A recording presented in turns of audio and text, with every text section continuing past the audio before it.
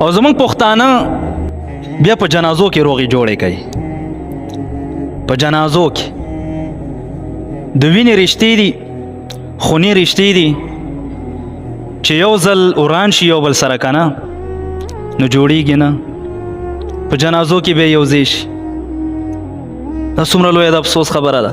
هغه دوه وروڼه چې یو بل نه قربانېدل په یو ځای باندې راغټ شو، او چې اوس د خپل کور مالکان شو، بیبیانې وشوې، اوس د یو بل دشمنان دي. د ورور د کوره ساله نه راشي نو ښځه ورته وایي دا مه خوره، کېدای شي تا ته پکې څه اچلي وي، زارې به درته پکې اچلي وي.